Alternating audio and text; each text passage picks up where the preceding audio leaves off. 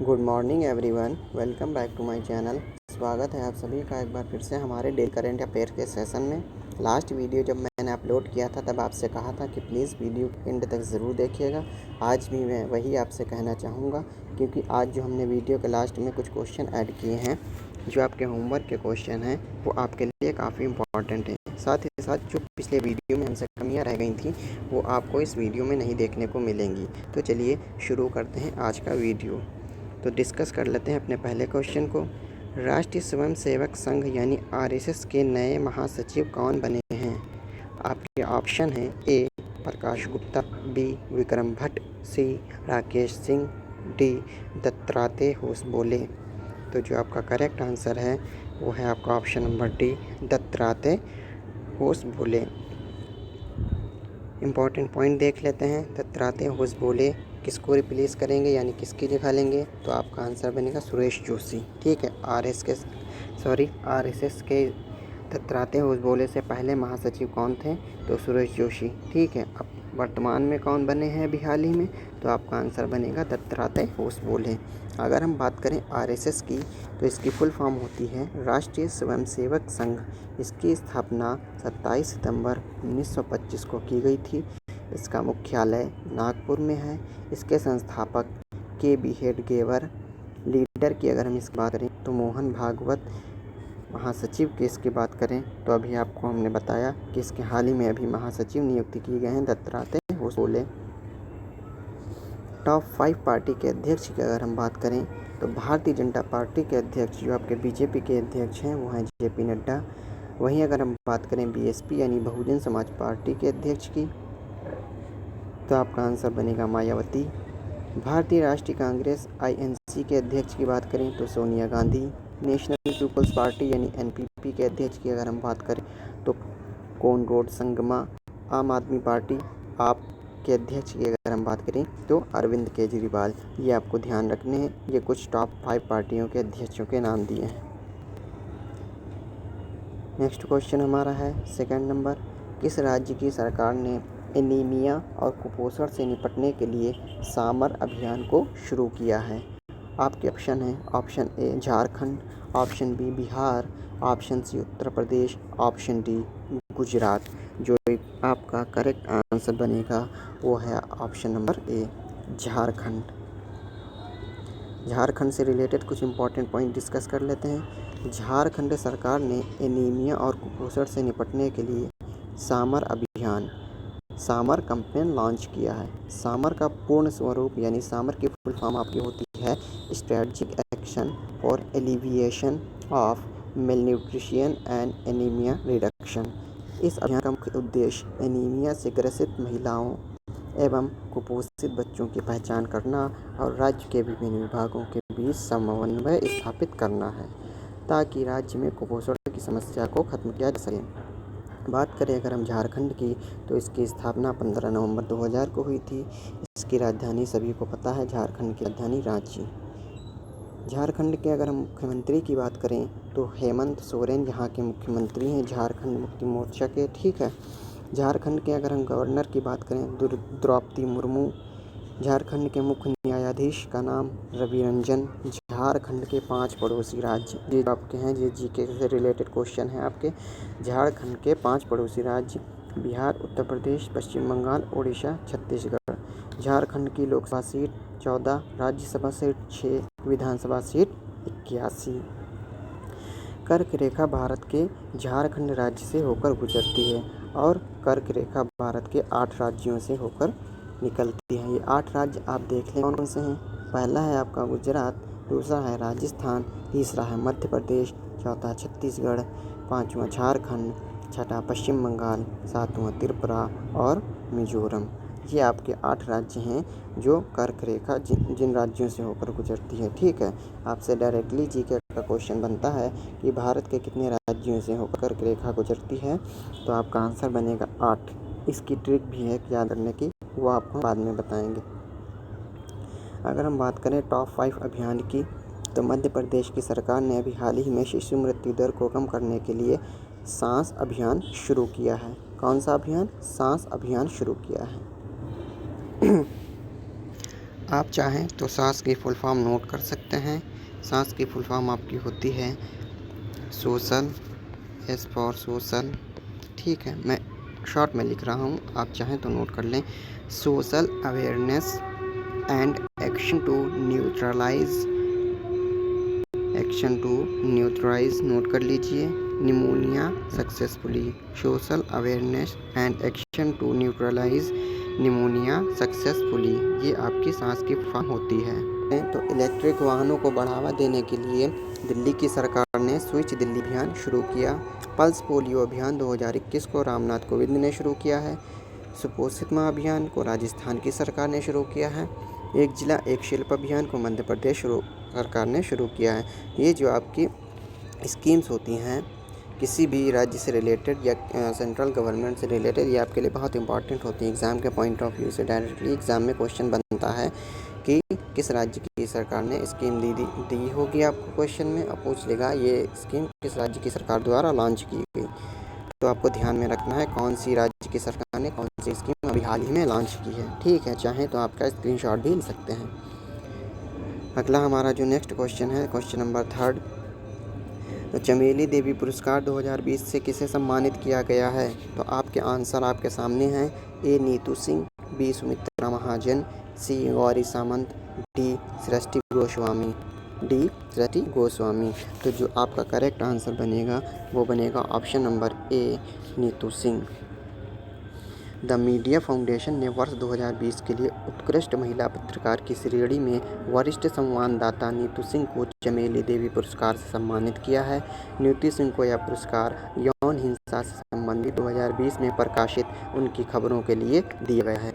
Top 5 पुरस्कार की अगर हम बात करें तो राष्ट्रीय सड़क सुरक्षा पुरस्कार 2021, नेशनल रोड सेफ्टी अवार्ड 2021 से वीरेंद्र सिंह राठौर को सम्मानित किया गया है। Indian personality of the year पुरस्कार से विश्वजीत चटर्जी को सम्मानित किया गया है।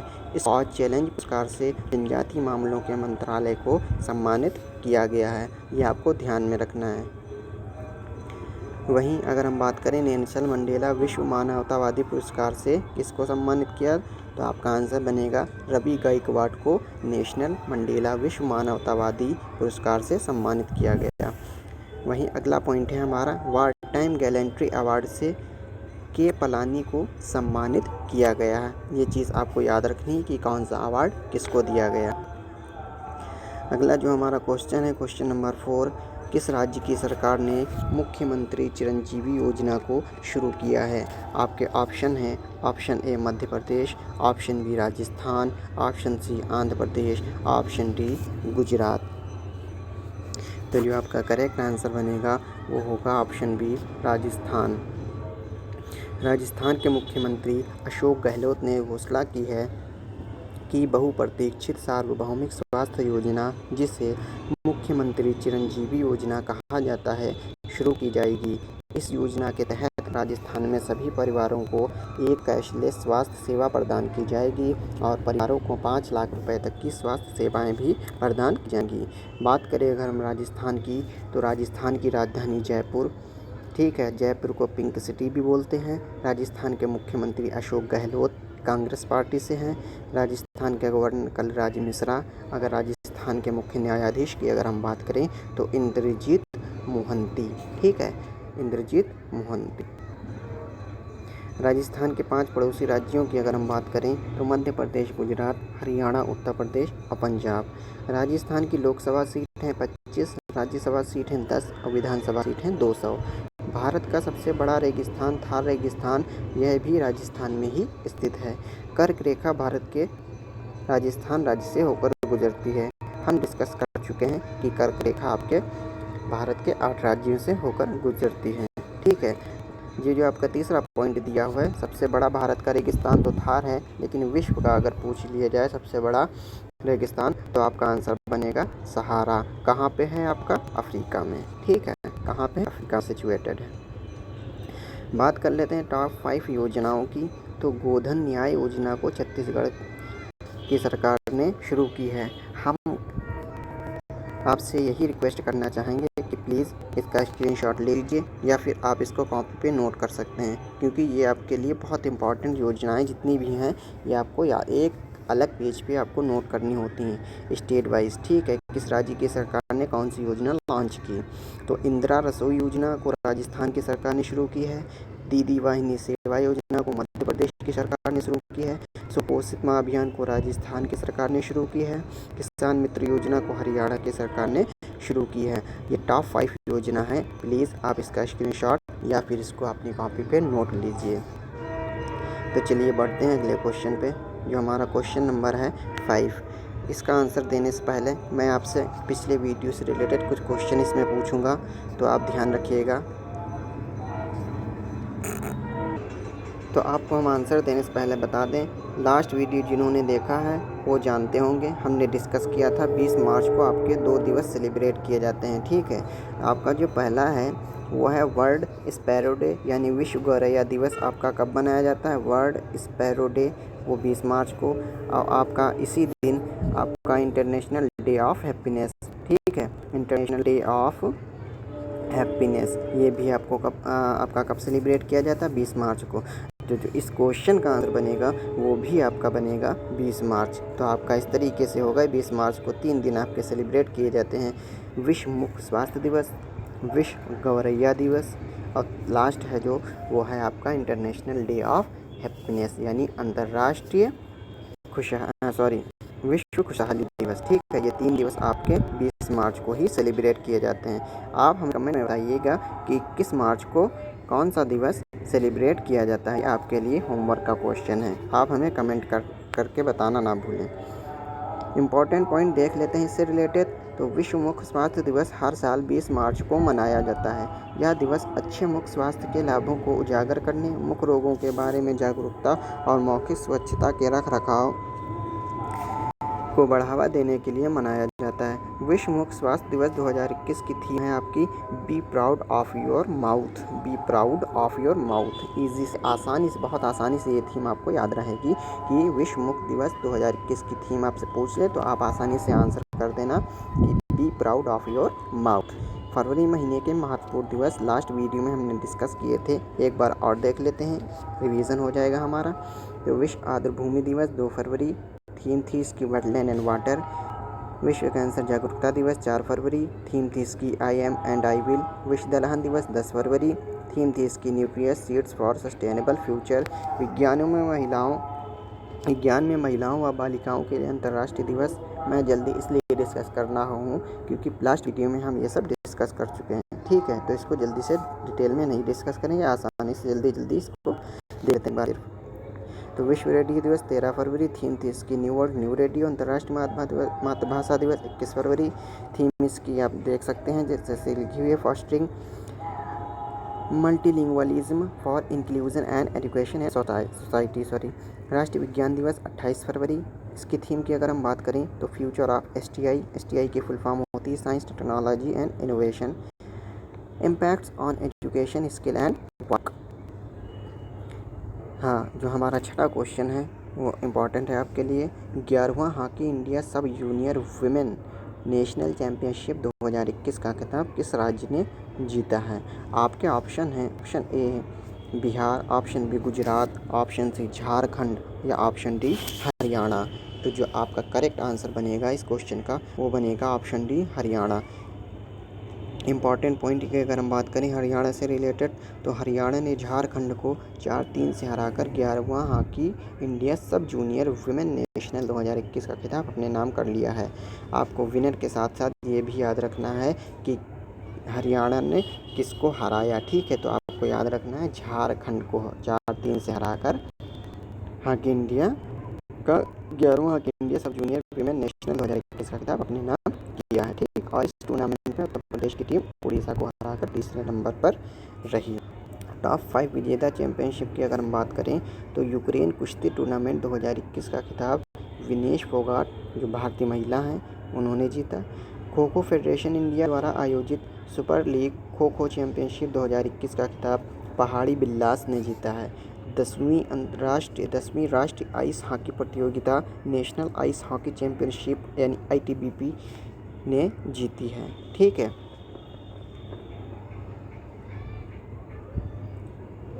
ऑस्ट्रेलियन ओपन 2021 में महिला एकल का खिताब नाओमी ओसाका। ठीक है, यहाँ पे तो महिला एकल की बात हो गई, लेकिन हम अगर पुरुष की बात करें तो आपको याद रखना है वो है आपका नोवाक जोकोविच। ठीक है, नोवाक जोकोविच। ये कहाँ से आपके बिलोंग करते हैं? सर्बिया के। ठीक है, सर्बिया के हैं, आपके ध्यान में रखना है। 82वीं राष्ट्रीय टेबल टेनिस चैंपियनशिप में महिला एकल का खिताब मनिका बत्रा ने जीता है।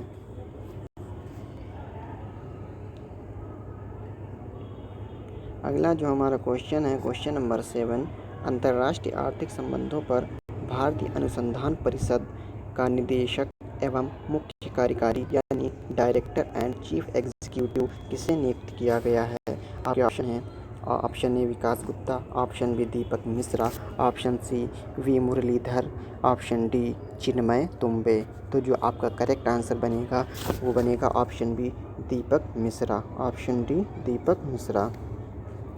दीपक मिश्रा को Indian Council for Research on International Economic Relations का अगला निदेशक और मुख्य कार्यकारी नियुक्त किया गया है और वे रजत कथुरिया की जगह लेंगे।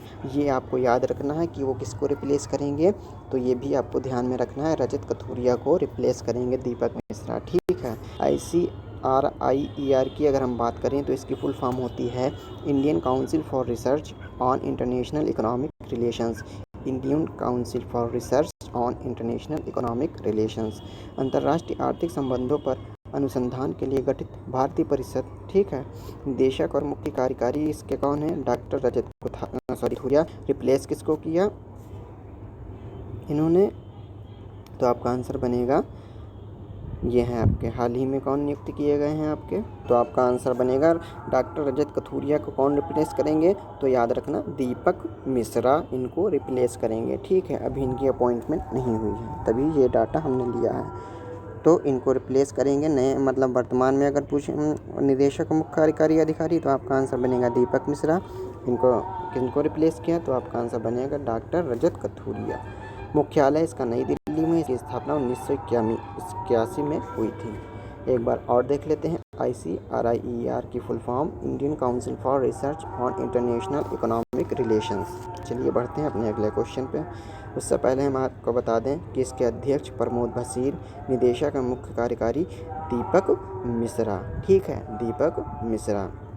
अगर टॉप 5 नियुक्तियों की अगर हम बात करें तो हॉकी इंडिया के अध्यक्ष ज्ञानेंद्रो निगोबाम, लोकसभा के महासचिव उत्पल कुमार सिंह, सीमा सड़क संगठन के महानिदेशक राजीव चौधरी, भारत के मुख्य सूचना आयुक्त यशवर्धन सिन्हा, भारत जनता पार्टी के अध्यक्ष JP नड्डा।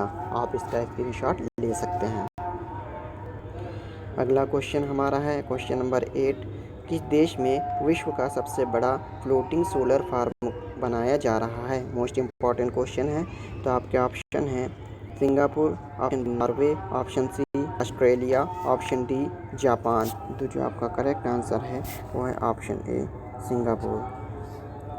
दुनिया में सबसे बड़ा फ्लोटिंग सौर फार्म सिंगापुर में बनाया जा रहा है और जलवायु परिवर्तन के मुद्दे को पूरा करने और ग्रीन हाउस गैस उत्सर्जन में कटौती करने के लिए इस फ्लोटिंग सौर फार्म का निर्माण किया जा रहा है। यह प्रोजेक्ट सैम्बकॉर्प इंडस्ट्रीज द्वारा बनाया जा रहा है। आपको ये भी ध्यान रखना है कि किस इंडस्ट्रीज द्वारा इसको बनाया जा रहा है, पूछ सकता है, तो आपको ध्यान में रखना है सैम्बकॉर्प इंडस्ट्रीज द्वारा इसको बनाया जा रहा है। बात कर लेते हैं सिंगापुर की, तो सिंगापुर एशिया महाद्वीप में स्थित है।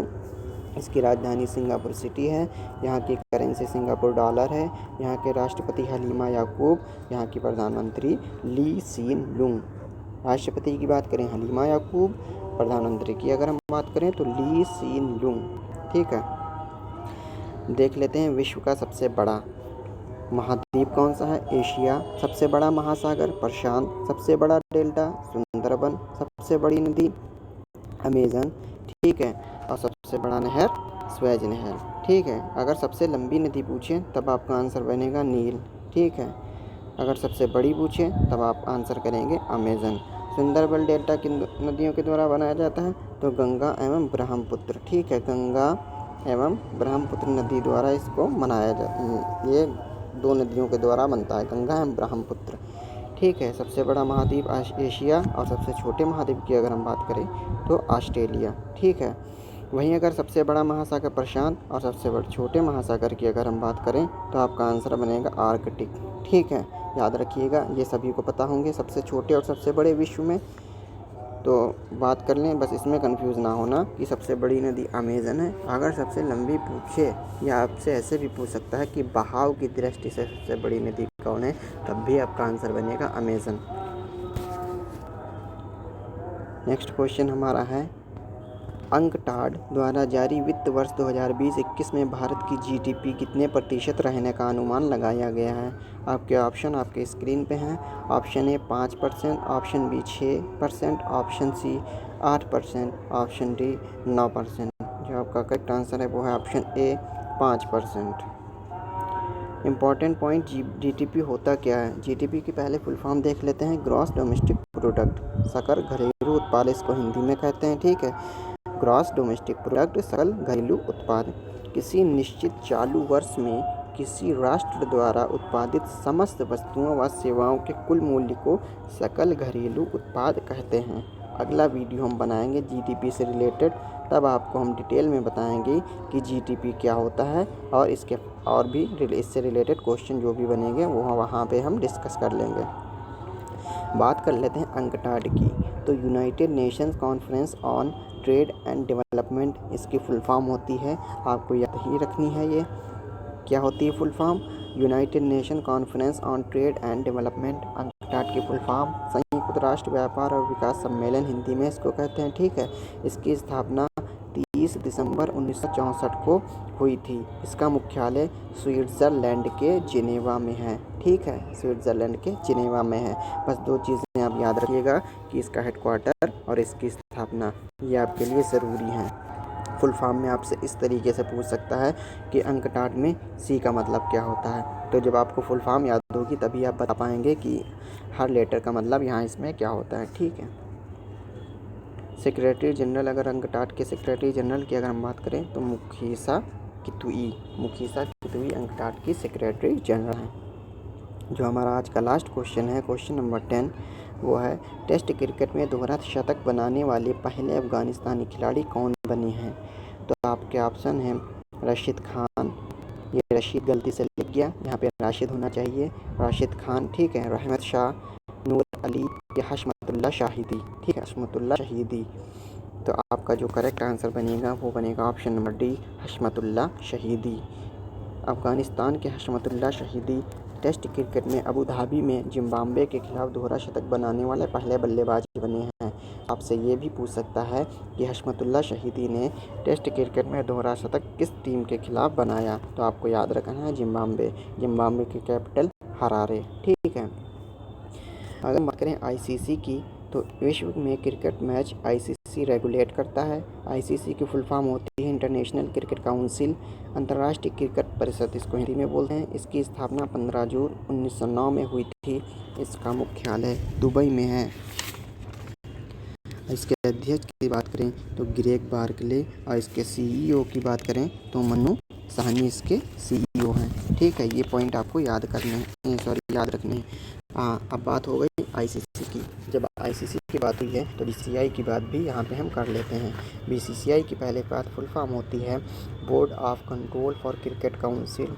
ठीक है, board of control for cricket council. ठीक है, इसकी अगर हम स्थापना की बात करें तो इसकी स्थापना आपकी 4 दिसंबर 1928, आईसीसी की नहीं बीसीसीआई की। ठीक है, बीसीसीआई की स्थापना 4 दिसंबर 1928 में हुई थी। इसके अगर हेडक्वार्टर की बात करें तो इसका हेडक्वार्टर मुंबई में है। ठीक, यह चीज़ आपको ध्यान में रखनी है।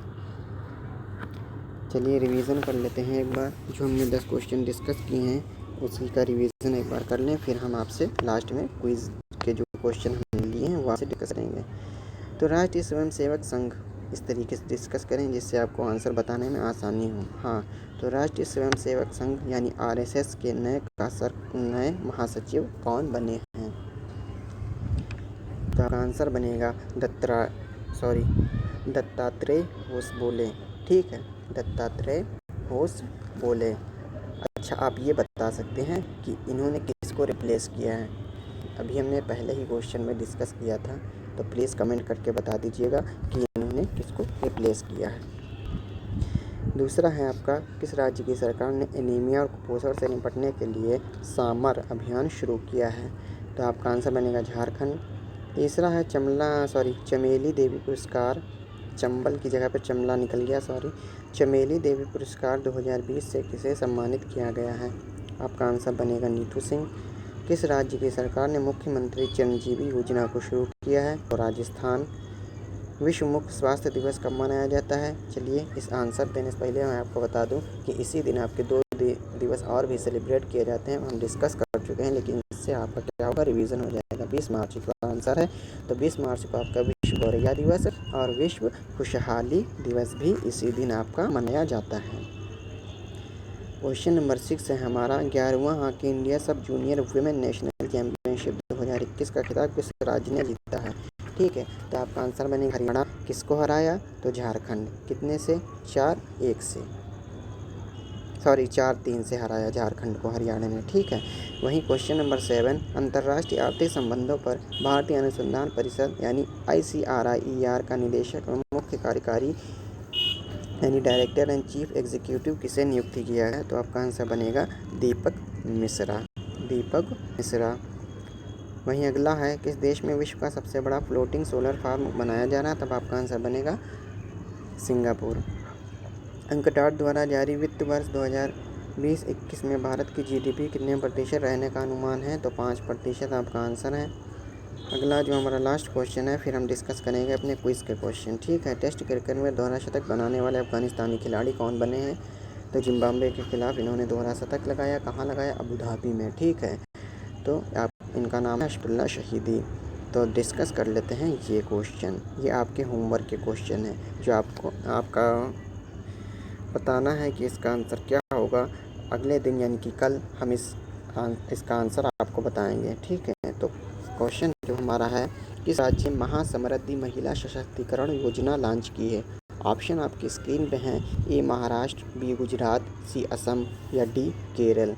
एक तो ये क्वेश्चन हो गया। एक और क्वेश्चन है, वो है किस शहर में भारत का पहला केंद्रीकृत AC रेलवे टर्मिनल बनाया गया है? आपके ऑप्शन आपके सामने स्क्रीन पे हैं। लखनऊ, अहमदाबाद, बेंगलुरु या आगरा। ये 2 क्वेश्चन का आंसर आप हमें बताएंगे कमेंट में। इसका आंसर हम आपको कल बताएंगे। ठीक है, तो चलिए आज के लिए इतना ही, मिलते हैं अगले वीडियो में।